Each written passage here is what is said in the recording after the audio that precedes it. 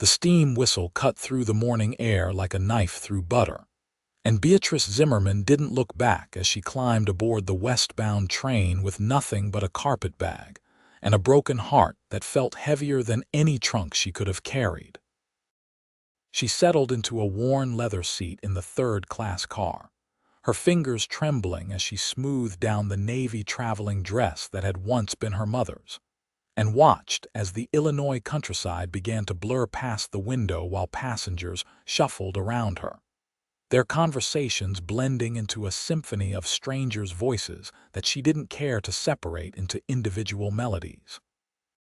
"Miss," the conductor prompted again, his voice gentler this time as though he recognized something broken in her green eyes that stared past him rather than at him. "West," she finally whispered, her voice barely carrying above the rhythmic clatter of wheels on rails. "As far west as this train will take me." The conductor studied her for a long moment, taking in the way her dark blonde hair had been hastily pinned, the slight pallor of her complexion, the white-knuckled grip she maintained on her small bag, as though it were the only thing tethering her to reality. He had seen plenty of passengers running from something over his 30 years working the railways, and this young woman in 1882 was clearly no exception to that familiar pattern. "That would be San Andreas, California, then," he said, his tone matter of fact yet not unkind. "End of the line for this route. We will be stopping in Kansas City, Denver, Salt Lake City, and Sacramento along the way, but San Andreas is where the tracks stop, right there in the Sierra Nevada foothills. Gold country, though most of the easy pickings are long gone now. Still a working town, though, cattle ranches, timber, a few stubborn miners who think they will strike it rich." Beatrice nodded without really hearing the details, fishing out the modest collection of bills and coins from her reticule that represented the last of her father's estate after the debts had been settled, and the house had been sold to cover what the debts had not consumed. She counted out the fare with steady hands that belied the chaos swirling inside her chest, handed the money to the conductor, and accepted the ticket he produced from his leather satchel. "Thank you," she managed, and the conductor tipped his cap before moving along to the next passenger, leaving Beatrice alone with her thoughts and the rhythmic sway of the train car. The journey stretched before her like an endless ribbon of possibility and terror intertwined, each mile carrying her further from everything she had known and closer to a future that remained formless and uncertain in her mind. She watched as Illinois gave way to Missouri, as the landscape transformed from familiar farmlands to rolling prairies that seemed to extend forever beneath impossibly wide skies. Other passengers came and went at various stops, their faces blurring together in her memory like watercolors left out in the rain. In Kansas City, a woman with 3 small children boarded and settled into the seats across from Beatrice, and the youngest child, a girl with red curls and freckles scattered across her nose, stared at Beatrice with the unflinching curiosity of the very young until her mother gently redirected her attention. Beatrice found herself envying that mother, not for the children specifically, but for the certainty she seemed to carry about her purpose and destination, the way she organized her family with efficient movements that spoke of someone who knew exactly where she was going and why. The plains of Kansas rolled past in shades of gold and brown, the grasslands undulating like waves on an earthbound ocean, and Beatrice felt herself becoming unmoored from her own life, as though the woman who had boarded the train in Illinois was slowly dissolving, and someone else entirely might emerge when the journey finally ended. She tried not to think about Thomas, about the way he had looked at her with what she had believed was love right up until he had looked at Margaret Hensley with something even stronger, something that had compelled him to break his informal promises to Beatrice and marry Margaret, Instead, in a ceremony that the whole town had attended, while Beatrice had locked herself in her nearly empty house and wept until her eyes were swollen shut. Denver appeared like a mirage after days of travel, nestled against mountains that rose so dramatically from the flatlands that Beatrice gasped despite herself, pressing her face close to the window to take in the purple-gray peaks crowned with snow, even in late summer. The train stopped for several hours to take on coal and water, and passengers were permitted to disembark and stretch their legs. But Beatrice remained in her seat, unwilling to set foot on solid ground for fear that her resolve might crumble, and she would find herself somehow trying to make her way back to Illinois, back to a life that no longer wanted her. The woman with the 3 children departed in Denver, and a grizzled prospector took their place, his clothes dusty and his beard untamed, his eyes holding the fevered gleam of someone still chasing dreams that probability suggested would never materialize.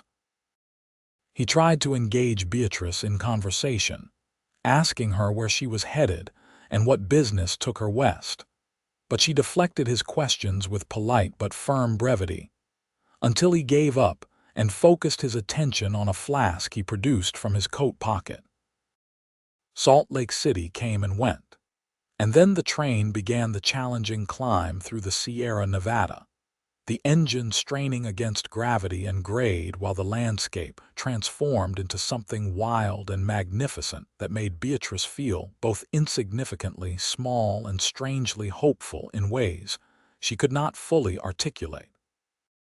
Pine forests blanketed the mountainsides, and glimpses of blue lakes flashed between the trees like sapphires dropped by careless gods. Sacramento marked the beginning of the final leg, and the train turned northeast into the foothills, following a route that paralleled rivers and ravines, past small mining camps and lumber operations, through tunnels blasted into solid rock and across trestle bridges that swayed alarmingly as the train passed over them.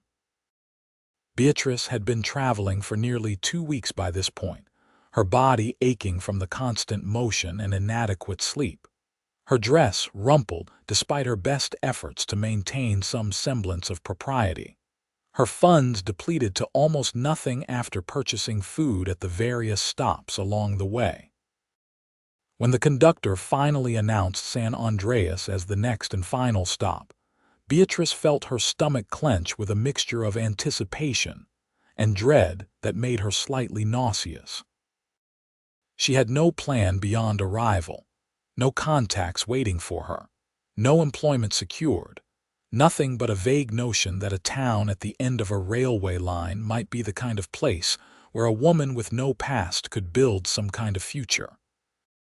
The train began to slow, the brakes squealing and hissing, and Beatrice gathered her carpetbag and smoothed her hair as best she could without a mirror, pinching her cheeks to bring some color back to her face.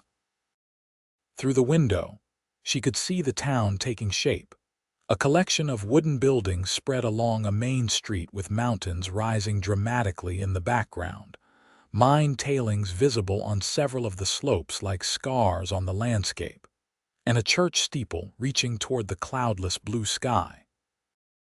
The train lurched to a complete stop with a final shudder, and the conductor called out one last time, "San Andreas, California, end of the line.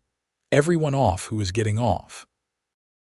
Beatrice stood on trembling legs, made her way down the aisle clutching her bag, and descended the metal steps onto a wooden platform where the September sun blazed down with an intensity that made her squint after so many days in the dim interior of the train car. The platform was busy with activity, railway workers unloading freight, a few passengers greeting family members or business associates, a dog barking somewhere nearby, and the ever-present sound of hammering from construction happening somewhere out of sight. Beatrice stood uncertainly at the edge of the platform, unsure which direction to turn or what her first move should be in this strange town where she knew absolutely no one. "You look lost," a voice said from behind her, and Beatrice turned to find herself looking at a tall man in dusty work clothes and a battered hat. His face sun-weathered and lined in ways that suggested he spent most of his time outdoors. His eyes a startling shade of gray-blue that seemed to see more than she was comfortable revealing. "I suppose I am," Beatrice admitted, because there seemed little point in pretending otherwise given her obvious circumstances. "First time in San Andreas?" he asked, and there was something kind in his expression despite the rough exterior, something that made Beatrice feel slightly less alone than she had moments before. "First time anywhere west of Illinois," she said, and was surprised to hear her own voice crack slightly on the words. The man studied her for another moment, then seemed to come to some internal decision. "Name is Samuel Turner," he said, touching the brim of his hat in a gesture that was somehow both casual and respectful. "I run cattle on a ranch about 5 miles outside town. Came in to pick up some supplies the train was bringing. I do not mean to be forward, miss, but you look like you could use some direction, and San Andreas is not a bad town, but it is not always kind to women on their own without resources." Beatrice felt heat rise to her cheeks, embarrassed that her situation was so transparent, but she forced herself to meet his gaze directly. "Beatrice Zimmerman," she said, "and you are right, I could use some direction. I am looking for respectable employment and lodging, though I confess I have very little money left after the journey." Samuel nodded as though this was exactly what he had expected to hear. "There is a boarding house on Main Street run by a widow named Mrs. Patterson, clean rooms and fair prices, and she is decent to the women who stay there. As for employment, the general store has been looking for someone to help with the books and customers, and the schoolhouse might need a teacher if you have the education for it.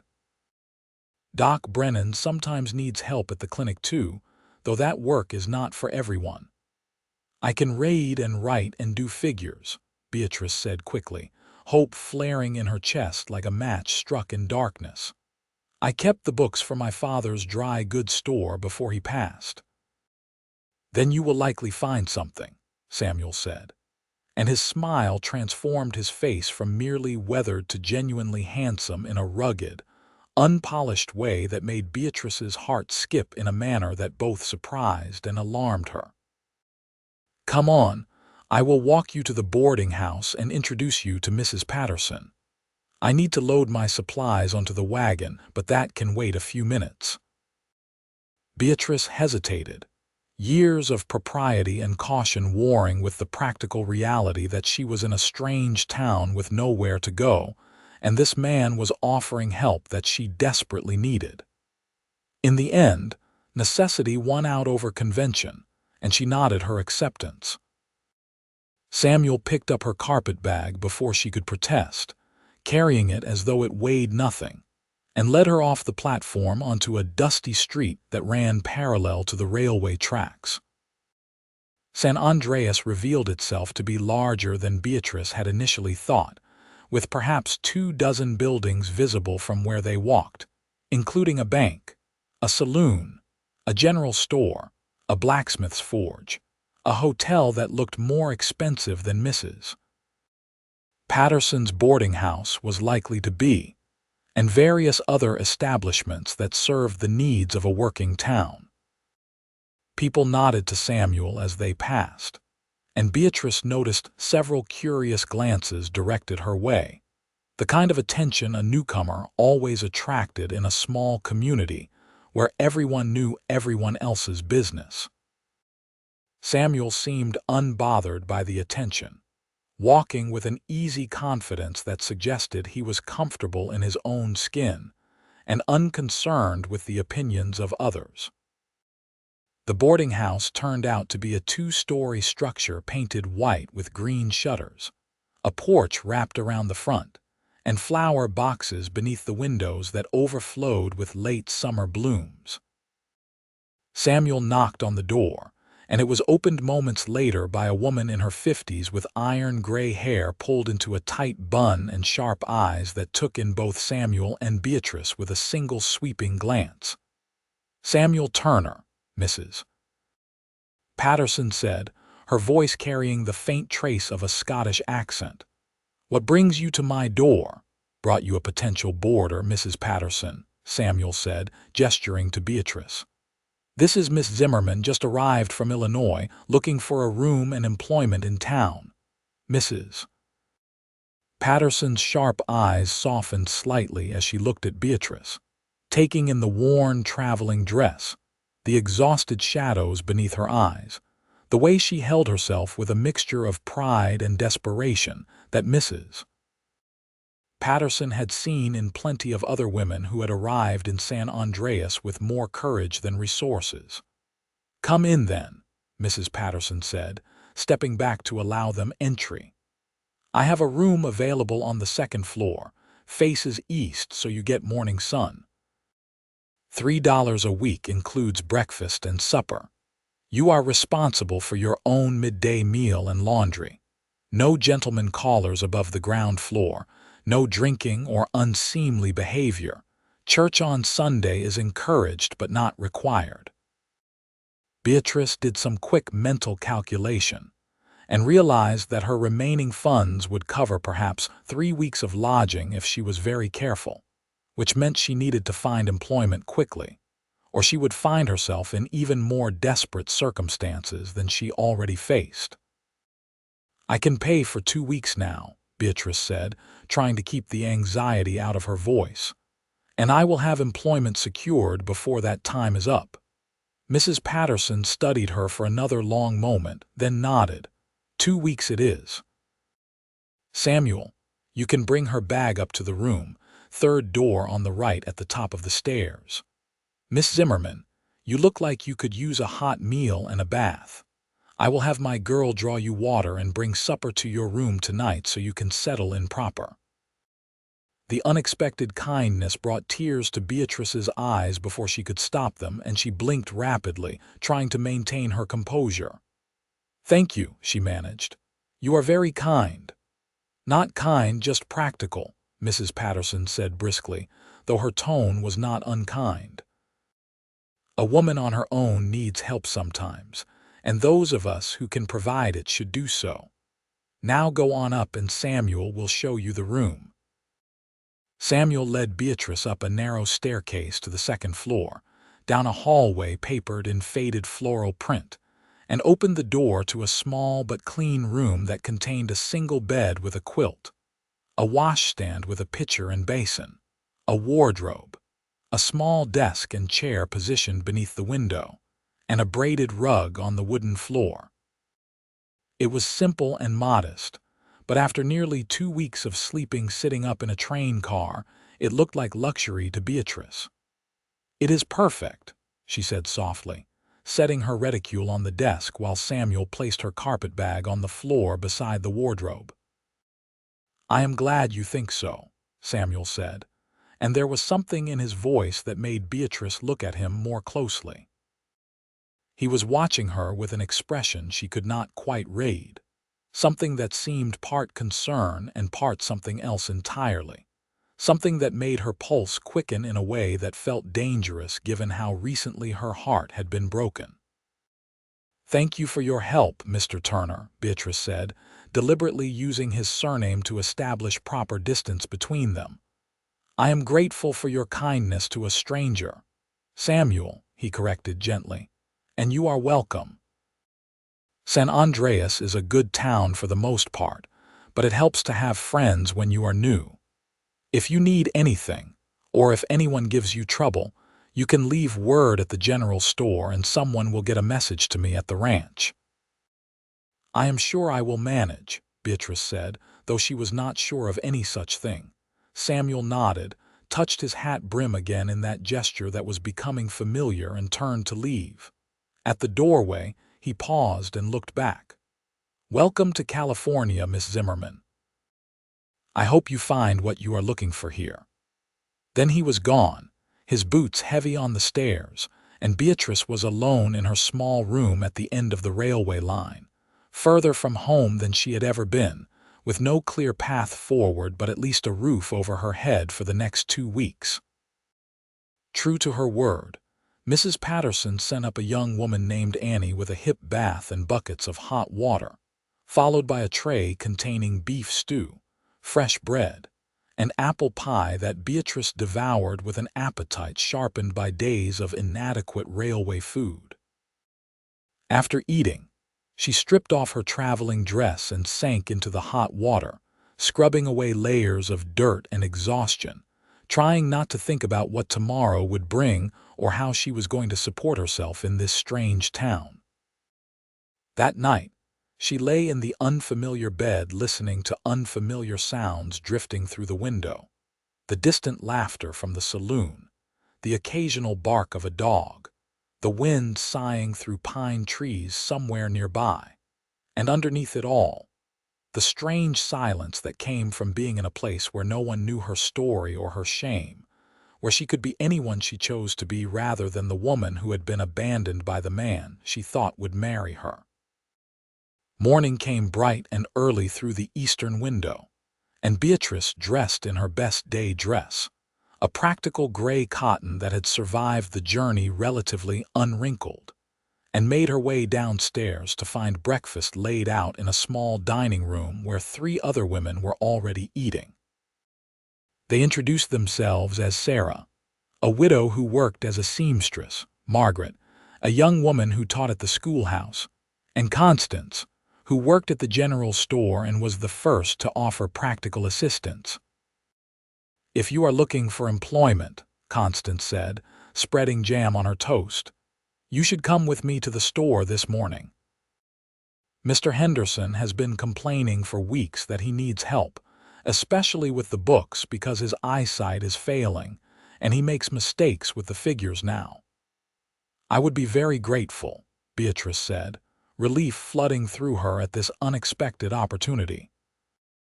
After breakfast, she walked with Constance down Main Street to the general store, a large establishment that seemed to stock everything from food staples to farming equipment to ladies' notions.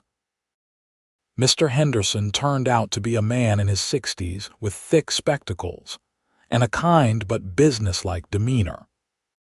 He asked Beatrice several questions about her experience, had her demonstrate her penmanship and mathematical abilities, and hired her on the spot to work 6 days a week for $2 a day plus a small commission on sales. Beatrice started immediately, learning the layout of the store, memorizing prices, meeting customers who came in throughout the day for various necessities. The work was not difficult for someone who had grown up helping in her father's store, and she found comfort in the familiar rhythm of commerce, the straightforward exchange of goods for money, the orderly columns of numbers in the account books that made sense in ways that human relationships never seemed to. Over the following days, she settled into a routine that brought structure to her displaced life. She worked at the store from morning until early evening, took her meals at the boarding house, spent her evenings reading or writing letters that she never sent because there was no one back in Illinois she wished to contact. The other women at the boarding house gradually included her in their conversations and activities, and she began to feel less like a stranger adrift and more like someone who belonged, however tentatively, to this community. Samuel Turner came into the store about a week after Beatrice had started working there, ostensibly to purchase supplies but spending more time talking to Beatrice than actually shopping. He asked how she was settling in, whether she liked the work if Mrs. Patterson was treating her well, and his interest seemed genuine rather than merely polite. Beatrice found herself looking forward to his visits, which became increasingly regular, always with some plausible excuse, but clearly motivated by something beyond simple commerce.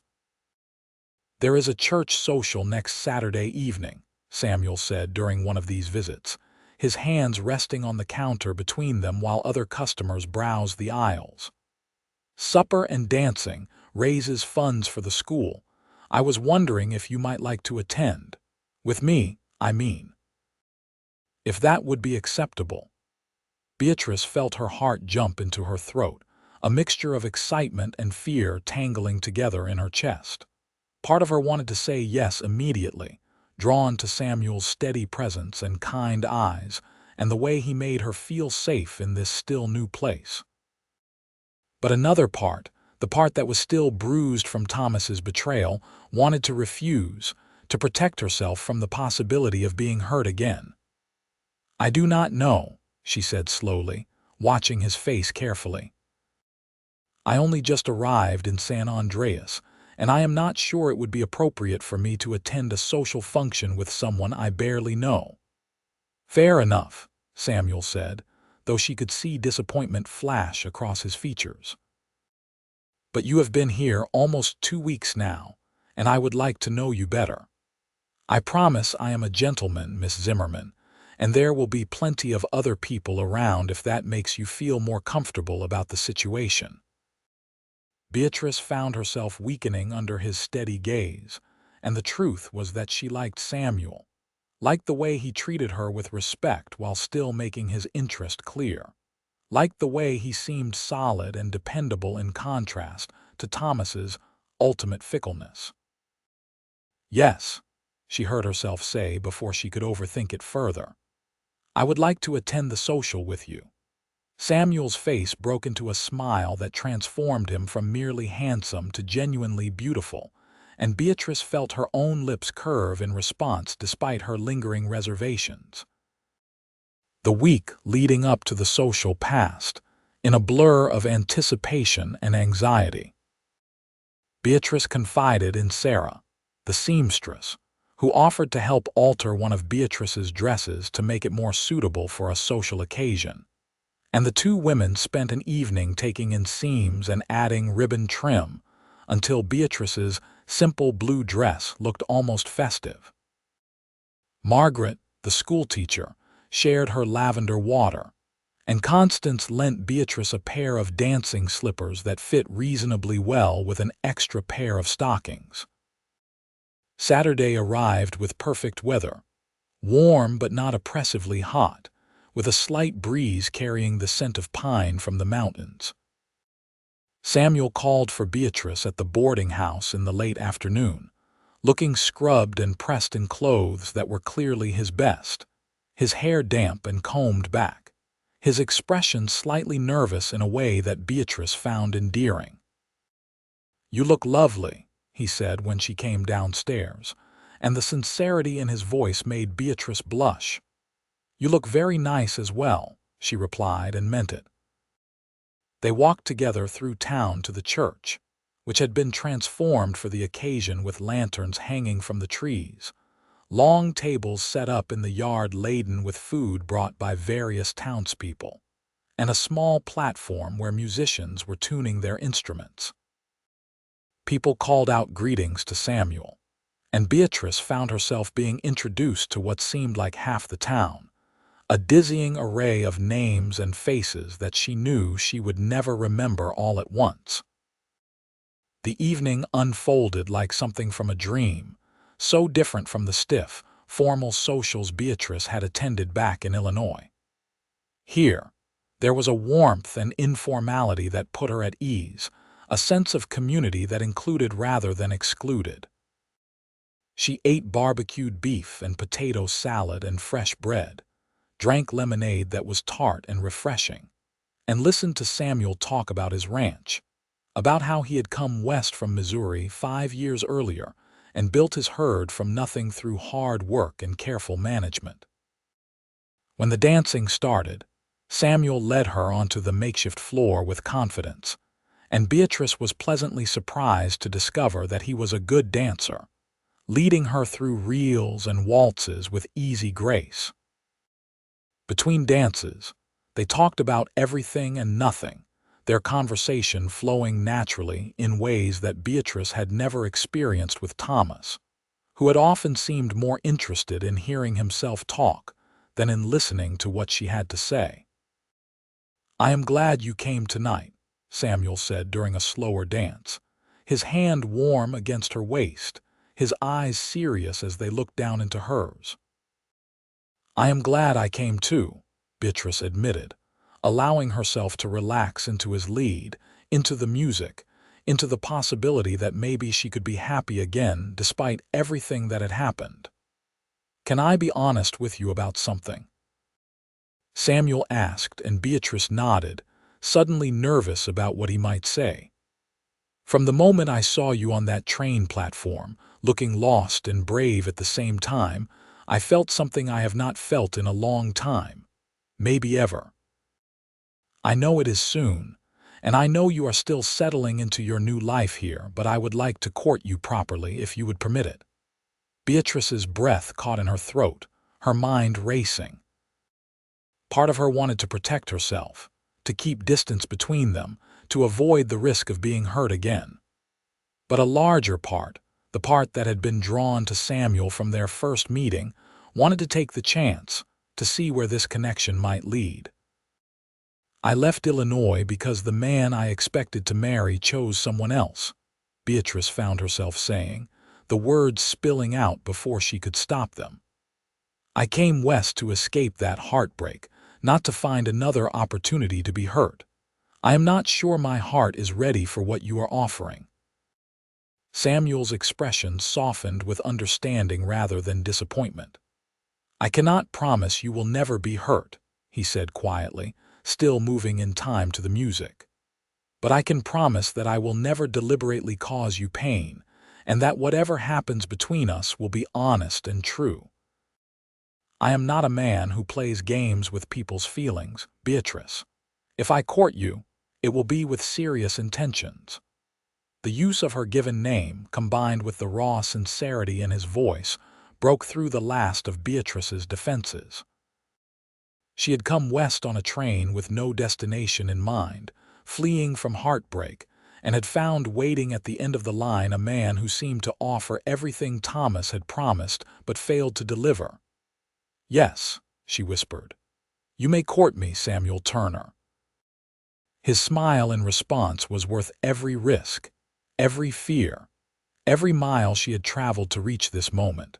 The courtship that followed was unlike anything Beatrice had experienced with Thomas.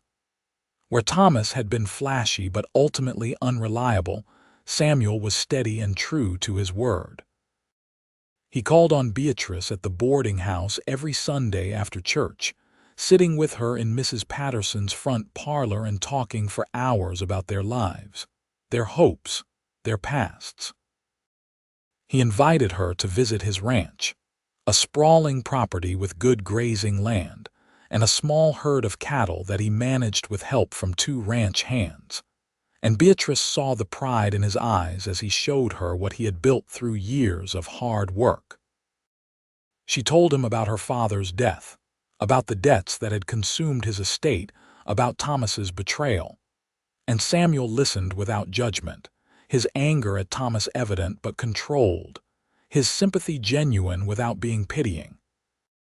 In turn, he told her about growing up on a struggling farm in Missouri, about losing his parents to fever when he was 17, about coming west with nothing but determination and the willingness to work harder than anyone else. As weeks turned into months, Beatrice felt herself falling in love in a way that was deeper and more real than what she had felt for Thomas. With Thomas, love had been a heady rush of emotion without much substance beneath it. With Samuel, love was built on mutual respect and shared values and the growing certainty that they brought out the best in each other. The town watched their courtship with approval, and Beatrice heard through Mrs. Patterson that people were already speculating about wedding dates. She found that the prospect did not frighten her the way it might have in the early days after her arrival. Instead, she began to imagine a future with Samuel, a life built together on his ranch, children running through rooms that did not yet exist, growing old beside a man who loved her for who she truly was rather than some idealized version he had constructed in his imagination. Winter came to the Sierra Nevada foothills with cold rains that sometimes turned to snow in the higher elevations, and the work at the general store slowed somewhat as roads became difficult and people ventured into town less frequently. Samuel continued his Sunday visits without fail, sometimes staying for supper at Mrs. Patterson's invitation, charming the other women in the boarding house with his quiet humor and genuine interest in their lives. On Christmas Eve, Samuel asked Beatrice to take a walk with him despite the cold, bundling her into a wool cloak borrowed from Mrs. Patterson, and leading her through the quiet streets to a small rise at the edge of town, where they could see the lights from the houses below and the stars brilliant overhead in the clear mountain air. "I have something to ask you," Samuel said, taking both her hands in his larger, calloused ones. "I know we have only been courting for a few months, but I have never been more certain of anything in my life than I am about this." Beatrice's heart hammered in her chest as Samuel dropped to one knee in the dirt, still holding her hands, looking up at her with an expression of such love and hope that she felt tears spring to her eyes. "Beatrice Zimmerman, would you do me the honor of becoming my wife?" he asked, his voice steady despite the enormity of the question. "I promise to love you and cherish you and work every day to make you happy, to build a life with you that is everything we both deserve." "Yes," Beatrice said through tears that were now flowing freely down her cheeks. "Yes, Samuel, I will marry you." He stood and pulled her into his arms, kissing her for the first time with a tenderness and passion that made Beatrice forget the cold, forget her past heartbreak, forget everything except the feeling of being exactly where she was meant to be. They were married in February of 1883, in the same church where they had attended their first social together, with half the town in attendance and Mrs. Patterson weeping openly in the front pew. Beatrice wore a dress that Sarah had sewn for her, cream-colored silk that had been carefully saved and hoarded for just such an occasion, and she carried wildflowers that Samuel had somehow managed to find despite the season. She had never felt more beautiful or more loved than she did walking down the aisle toward Samuel, who waited at the altar with tears in his own eyes and a smile that lit his entire face. The ceremony was simple but heartfelt, traditional vows exchanged with voices that shook with emotion, rings that Samuel had purchased with careful thought, a kiss that sealed their commitment before God and community. The reception afterward featured food and music and dancing that lasted well into the night, and through it all, Beatrice felt wrapped in a joy so complete that it seemed impossible she had ever been unhappy. Samuel carried her over the threshold of his ranch house that night, a structure he had spent the previous months renovating and expanding to make suitable for a wife, adding a proper kitchen and a bedroom that was separate from the main living space, installing real glass windows and a wood floor in place of the packed earth that had served him when he was living alone. It was still rough by the standards Beatrice had known in Illinois, but it was clean and sturdy and built by the hands of the man she loved, which made it more precious than any mansion could have been. Their wedding night was tender and sweet, both of them nervous in the way of people new to physical intimacy, but guided by genuine love and care for each other. Samuel was patient and gentle, and Beatrice found that the vulnerability required was less frightening when shared with someone she trusted completely. Afterward, lying in Samuel's arms in the darkness with the sound of wind outside and the warmth of the wood stove radiating through the room, Beatrice felt a peace settle over her that she had not known was possible. "I love you," she whispered into the darkness. "I love you too," Samuel replied, his arms tightening around her. "I will love you until the day I die, Beatrice Turner." The name still sounded strange to her ears, but wonderfully so, a symbol of the new life she had built from the ashes of her old one. The months that followed their marriage were among the happiest of Beatrice's life. She left her position at the general store to focus on making a home at the ranch, learning the rhythms of rural life, discovering that she had a talent for managing the household accounts, and for raising chickens, and for 100 other small tasks that contributed to the success of their enterprise.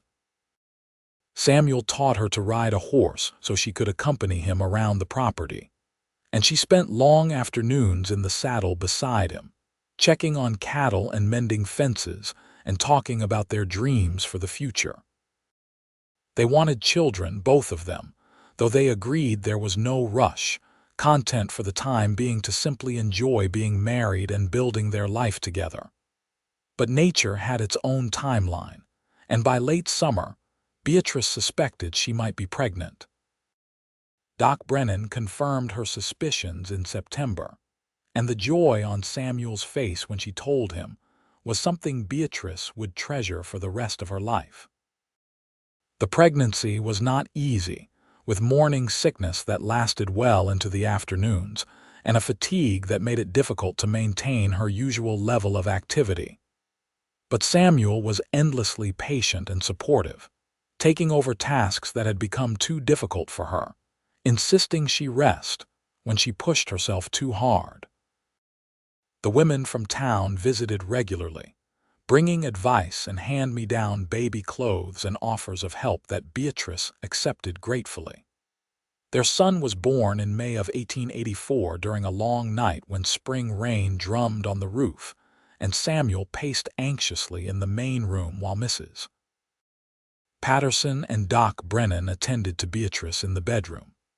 The labor was painful and exhausting, but when Beatrice finally held her baby boy in her arms, dark-haired and squalling with healthy lungs, she felt a love so overwhelming that it dwarfed everything she had felt before.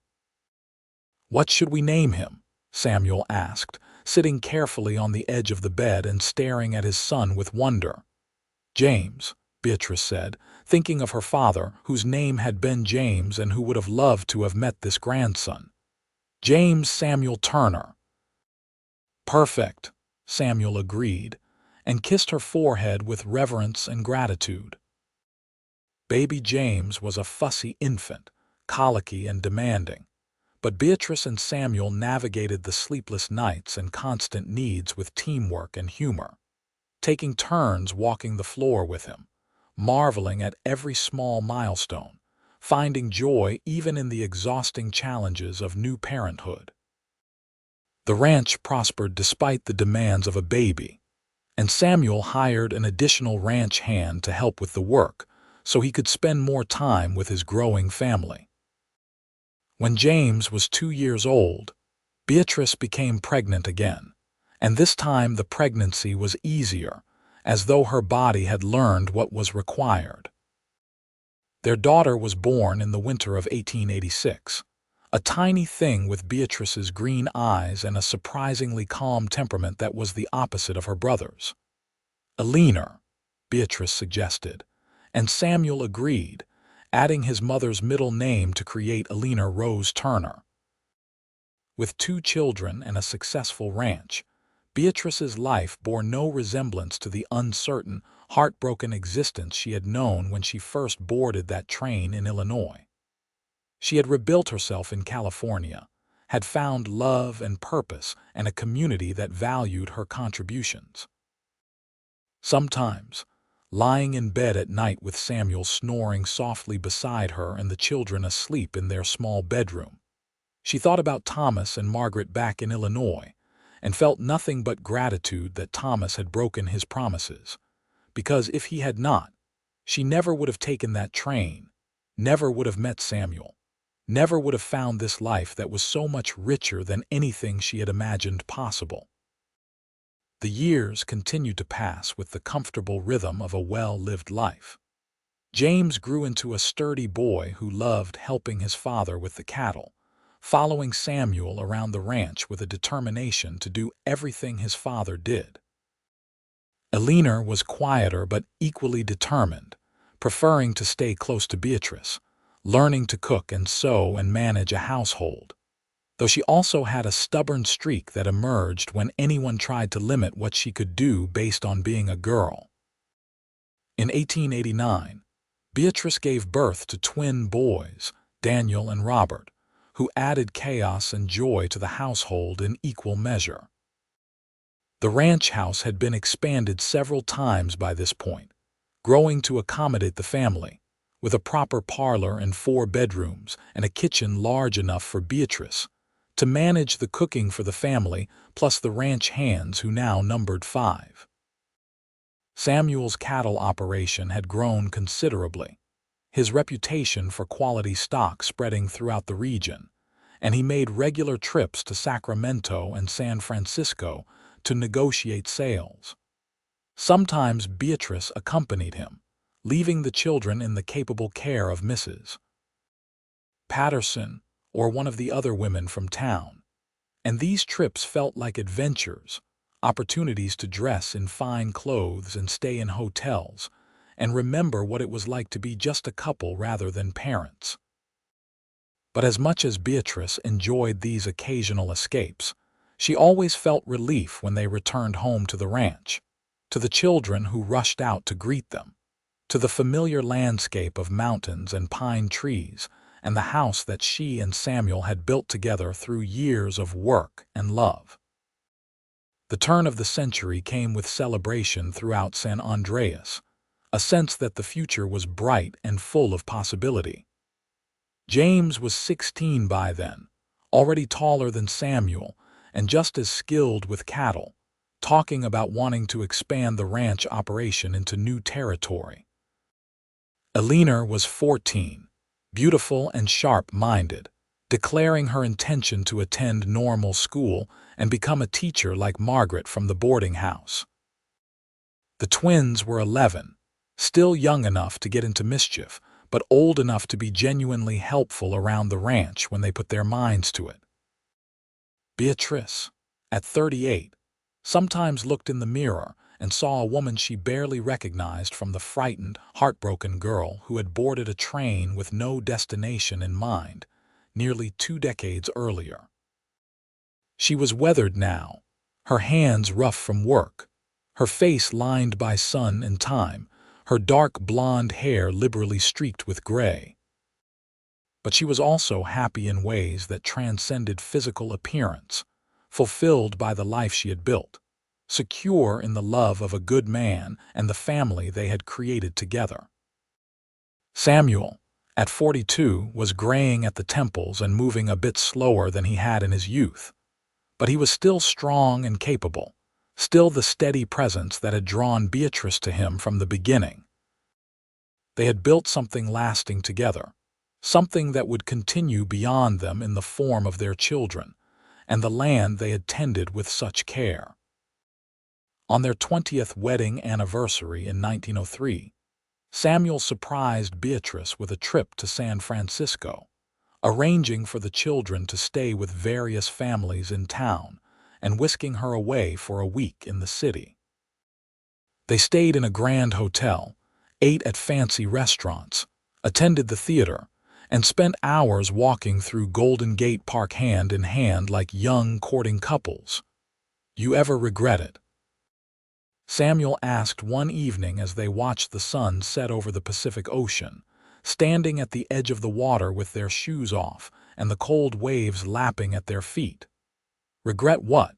Beatrice asked, though she suspected she knew what he meant. "Leaving Illinois, coming west on that train, marrying a cattle rancher instead of whatever life you might have had back there." Beatrice turned to look at him, this man who had been waiting at the end of the line when she had needed him most, who had loved her faithfully and well for 2 decades, who had given her a life beyond anything she could have hoped for. "Not for one single moment," she said firmly.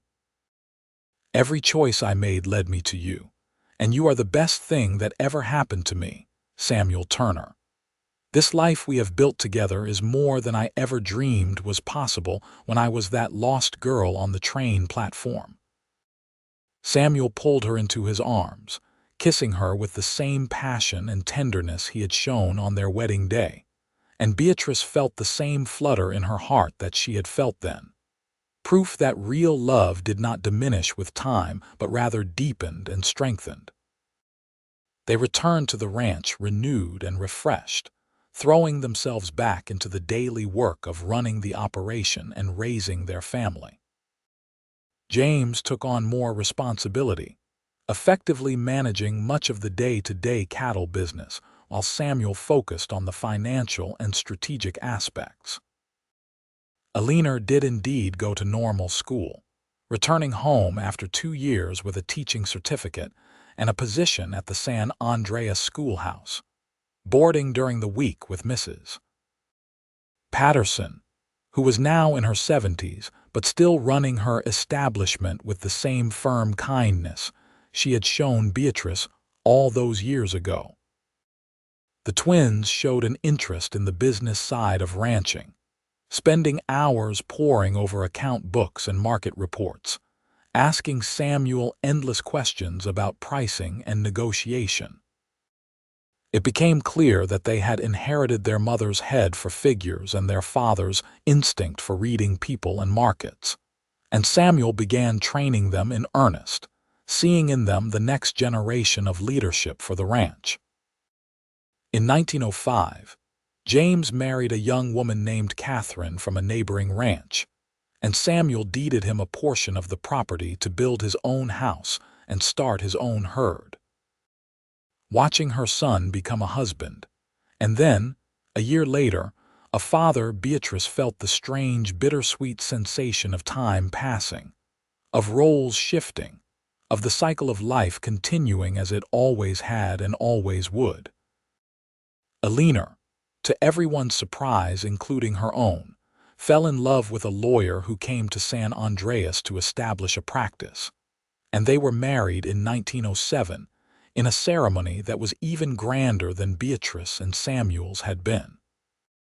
Alina continued teaching after her marriage, determined not to give up work she loved just because she had a husband, and her example inspired other young women in the community to pursue their own ambitions more boldly. The twins remained at home, now young men of 19, taking over more and more of the ranch operations as Samuel gradually stepped back, content to play an advisory role while his sons did the physical labor and made the day-to-day decisions. He and Beatrice found themselves with time together that they had not had since the early days of their marriage, before children had filled every moment with needs and demands. They used this time to travel more frequently, to visit their children and grandchildren, to take long rides through the mountains, just the two of them, to sit on the porch in the evenings and talk about their lives with the comfortable intimacy of people who had shared everything and had no secrets left to keep. "I never told you this," Samuel said one evening as they sat watching the sunset paint the mountains in shades of gold and purple, "but I was at the train station that day by chance. I had finished loading my supplies and was about to leave when something made me hesitate, and then you stepped off that train looking like you were holding yourself together through sheer force of will, and I knew in that moment that my life was about to change." Beatrice smiled, reaching for his hand, their fingers intertwining with the ease of long practice. "I thought you were just being kind to a stranger." "I was," Samuel said, "but I was also falling in love with you even then, before I knew your name or your story. There was something about you that called to me, something that said this woman is meant to be in my life." "Destiny," Beatrice said softly. "Maybe," Samuel agreed, "or maybe just luck. Either way, I am grateful for every day we have had together." In 1910, Samuel suffered a mild heart episode that frightened everyone, but proved not to be immediately life-threatening. Doc Brennan, now retired and replaced by a younger physician, recommended that Samuel reduce his physical exertion and focus on rest, advice that Samuel followed reluctantly but dutifully. He turned over the last of his daily responsibilities to the twins, officially making them partners in the ranch operation, and settled into a gentler routine of consultation and oversight. Beatrice, at 58, found herself in the role of caretaker, watching Samuel carefully for signs of distress, managing his diet, insisting on daily walks that were gentle rather than strenuous. It was a reversal of their early years, when he had cared for her through pregnancies and the exhaustion of raising small children, and she approached the task with the same devotion he had shown her. They celebrated their 30th wedding anniversary in 1913, surrounded by their children and a growing number of grandchildren, gathered at the ranch for a party that lasted all day and into the evening.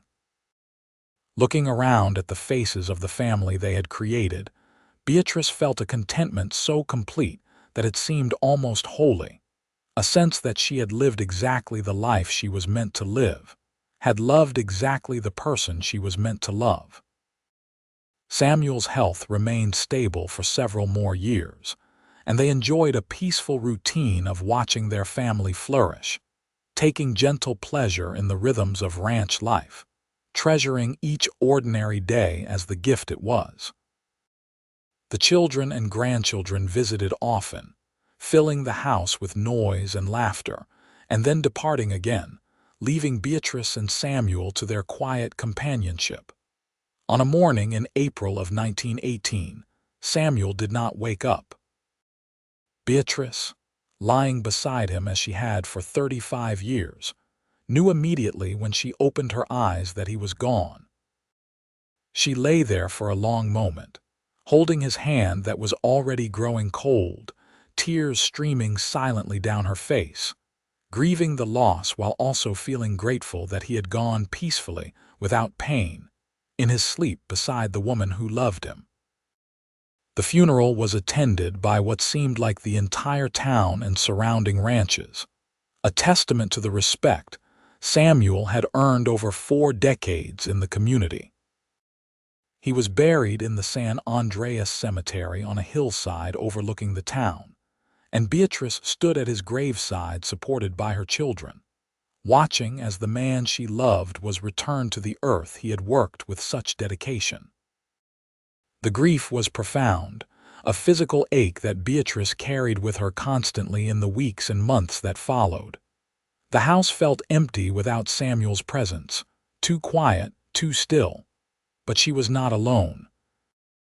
Her children surrounded her with love and support, taking turns staying at the ranch, making sure she was eating and sleeping, listening when she needed to talk about their father and giving her space when she needed to be alone with her memories. Slowly, painfully, Beatrice learned to navigate life without Samuel. The twins continued to run the ranch successfully, and Beatrice remained involved in an advisory capacity, her sharp mind for business undimmed by age and grief. She spent time with her grandchildren, passing on stories about their grandfather, about the early days of the ranch, about the Wild West that was rapidly disappearing into memory and history. She lived for another 12 years after Samuel's death, remaining active and engaged despite advancing age, continuing to be a central figure in her family and the community. On quiet evenings, she would sit on the porch they had built together and remember the young woman who had boarded a train with no destination in mind, fleeing from heartbreak, having no idea that she was heading toward the greatest love of her life. When Beatrice died peacefully in her sleep in 1930 at the age of 78, she was laid to rest beside Samuel in the cemetery on the hillside, their graves marked with simple stones that bore their names and the dates of their lives, and the single word that summed up what they had been to each other: beloved. The ranch continued to flourish under the management of the twins, and then their children, generation after generation continuing the work that Samuel and Beatrice had started, building on the foundation they had laid with their love and labor. The story of how Beatrice had arrived in San Andreas on a train with no particular destination, and found Samuel waiting became family legend, told and retold to children and grandchildren. A romantic tale of fate and courage and the transformative power of love. In the end, Beatrice's impulsive decision to board that westbound train, her willingness to flee from heartbreak into uncertainty, had led her to exactly where she needed to be. She had ridden a train with no destination in mind, and the cowboy waiting at the end of the line had given her a life beyond her wildest dreams, a love that had sustained her through decades, a family that would carry forward the legacy they had built together.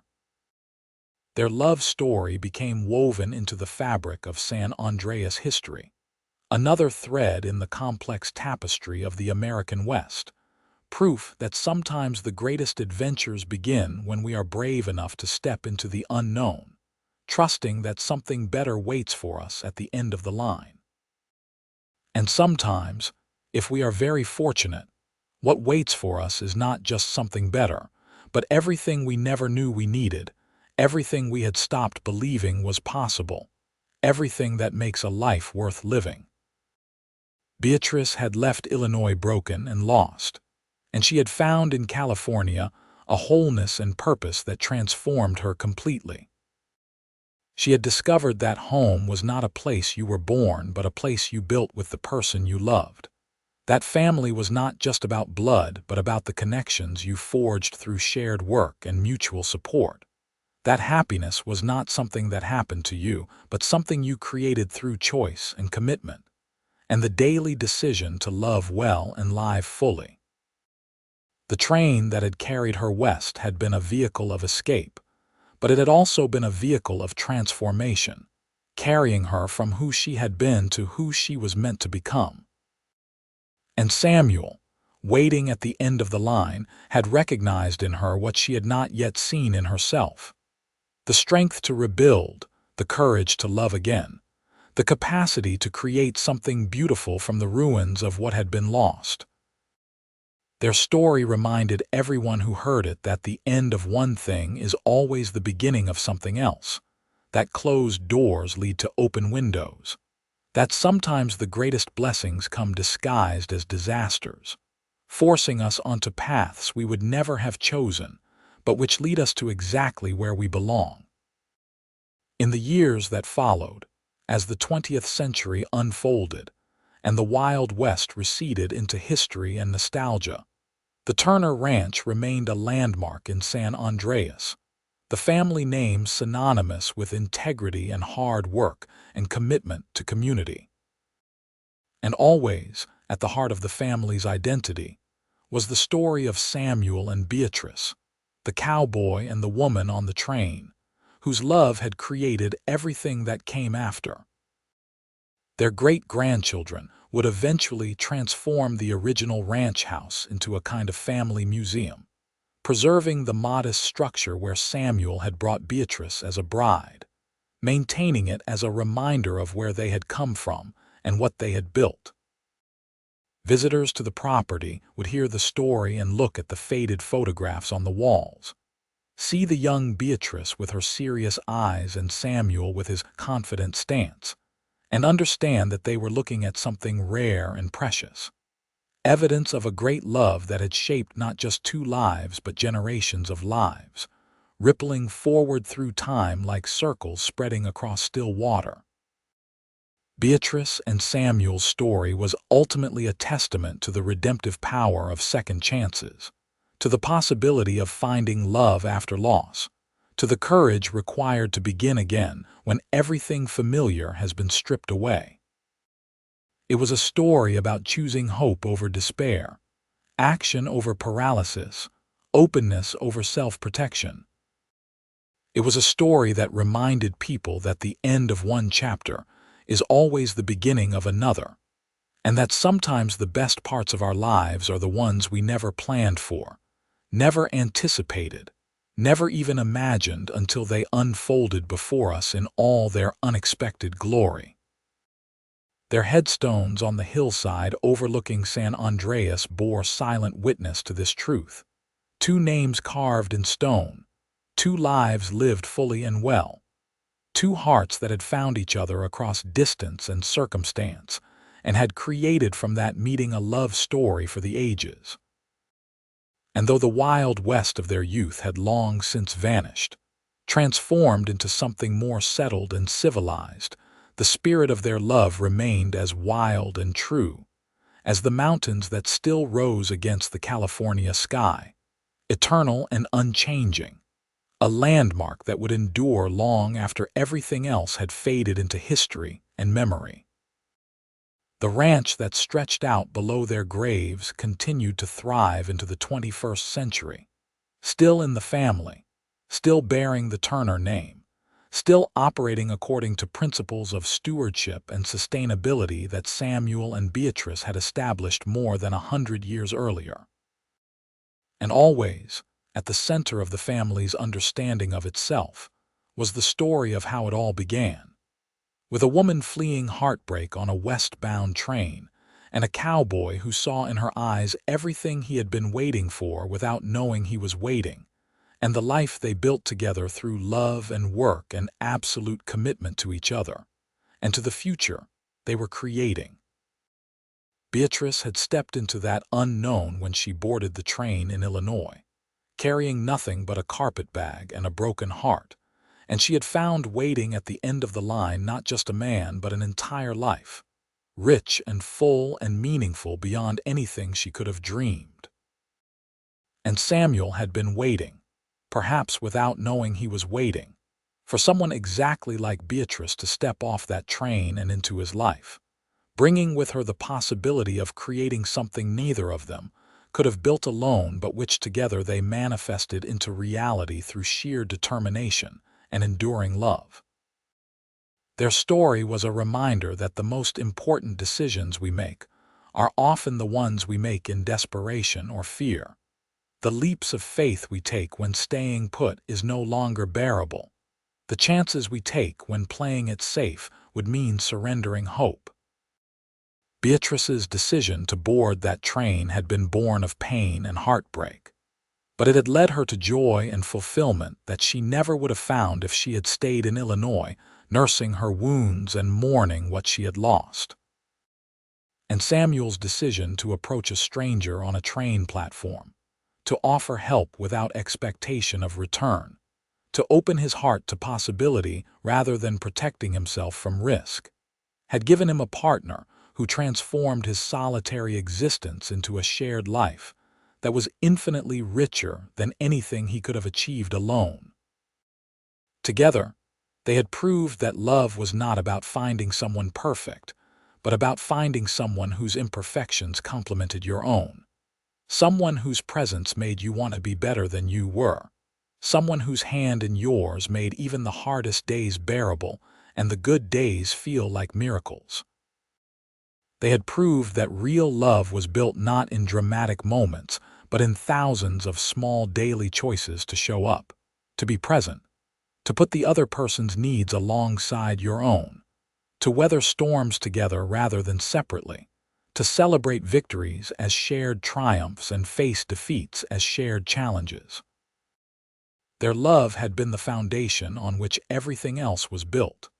The ranch, the family, the legacy that stretched forward through time, touching lives that Beatrice and Samuel would never meet, but which bore the imprint of their values and their example.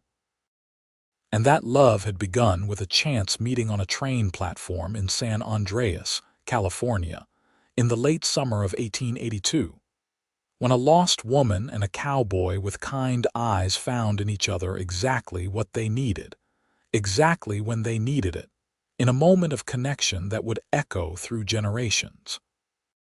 The story of Beatrice and Samuel Turner remained alive because it spoke to something universal and timeless in the human experience, something that transcended the specific details of time and place and circumstance.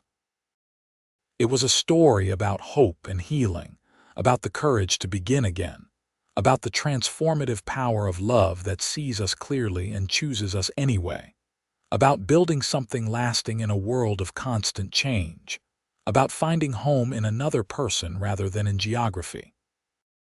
In the end, it was a simple story made profound by its execution, a familiar narrative made unique by the specific lives that lived it, a common theme made extraordinary by the depth of feeling and commitment that Beatrice and Samuel brought to every day of their decades together. They had taken the raw materials of circumstance and choice and fashioned from them a love that endured, a family that flourished, a legacy that mattered. And it had all begun with a train ride west, a cowboy's kind gesture, and two hearts recognizing in each other the possibility of something real and lasting and worth every risk. Their story was the Wild West at its most romantic and hopeful, a testament to the idea that the frontier offered not just geographical opportunity but personal transformation, that going west meant not just claiming land but claiming new identities, new possibilities, new versions of ourselves freed from the constraints of what had come before. Beatrice had shed her identity as a jilted woman from Illinois and become a rancher's wife, a mother, a community pillar, a matriarch whose influence shaped lives for generations. Samuel had transformed from a solitary cowboy into a family man whose love provided anchor and foundation for an entire lineage. Together, they had lived proof that the American West was not just about rugged individualism, but about communities built through cooperation and mutual support, not just about taming wilderness, but about creating homes and families in new territory, not just about escape from the past, but about building futures that honored the best of what had come before while leaving behind what no longer served. And through it all, at the heart of everything, was the love between a woman who had the courage to step into uncertainty and a man who had the wisdom to recognize and honor that courage, who offered her not just refuge but partnership, who built with her not just a ranch but a life, who loved her not just in the easy moments but through all the challenges and changes that decades inevitably bring. Their headstones on the hillside remained as testament and reminder, two names carved in stone representing two lives fully lived, two hearts that had found each other and held fast through everything life could throw at them. Two people who had proved that sometimes the greatest stories begin with a simple act of courage and a willingness to trust that something better waits at the end of the line.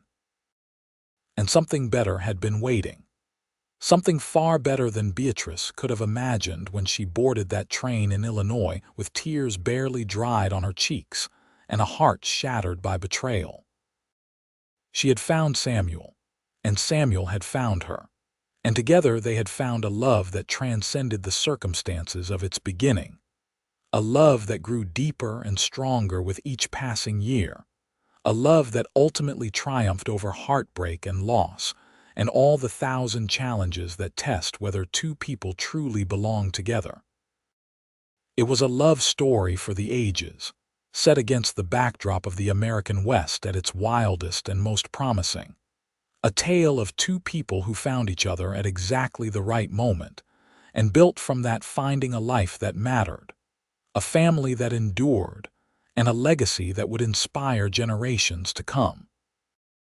And it all began with a train ride west, a cowboy's kindness, and the courage to believe that love was still possible even when everything else had fallen apart.